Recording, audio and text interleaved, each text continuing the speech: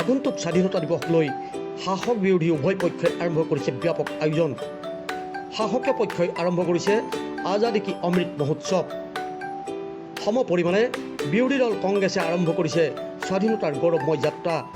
পিছে সীমানতে ক্ষান্ত থকা নাই, চলিছে সমানে সমানে দুই পক্ষৰ তীব্ৰ বাকযুদ্ধও। শুক্ৰবাৰৰ দিনটোত লখিমপুৰত উপস্থিত হৈ বিৰোধী দলপতি দেৱব্ৰত শইকীয়াই আক্ৰমণৰ লক্ষ্য কৰি ল'লে বিজেপি বিধায়ক। মই দেখা পাইছোঁ যে কংগ্ৰেছৰ পৰা যোৱাসকলে তাত ভাল ভাল পদবী পাই আছে। প্ৰশান্ত ভূষণ অসমত যেতিয়া 5জন আছিলে, 10জন আছিলে, 11জন আছিলে, সেই সময়ত তেখেতে বোধকৰোঁ বিধানসভালৈ 5বাৰমান বিজেপি দলৰ টিকেটত যোৱা নেতা, কিন্তু তথাপিতো তেখেতৰ জ্ঞানী কিবা ট্ৰেইনিং কম আছে, সেইকাৰণে আহক তেখেতে জইন কৰক। মন্ত্ৰী হ'ব পৰা নাই, তেখেতৰ লাজ লগা উচিত যে আমাৰ কংগ্ৰেছ দলে যি বা ভাল ট্ৰেইনিং দিয়ে, আমাৰ মানুহবিলাক গৈয়ে লগে লগে তাত মন্ত্ৰী হয়, জিলা পৰিষদৰ চেয়াৰমেন হয়। তেখেতে ইমান হাতী আছে, তেখেতে অলপ আমাৰ কংগ্ৰেছলৈ আহক, তেখেতে পাৰিলে আমি ভাল ট্ৰেইনিং দি দিম, তেখেতে মুখ্যমন্ত্ৰী হৈ যাব।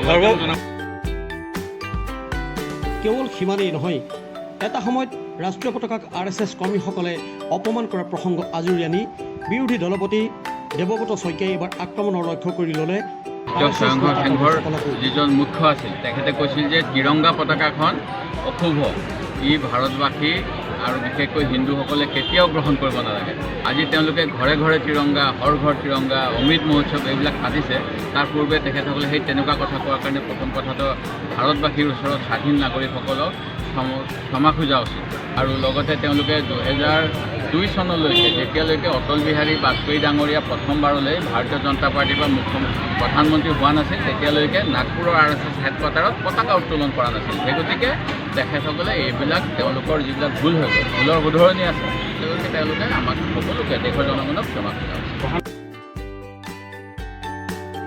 স্বাধীনতা দিৱসৰ বৰ্ণাঢ্য কাৰ্যসূচী চলিছে এই ধৰণেই ভাগে ভাগে।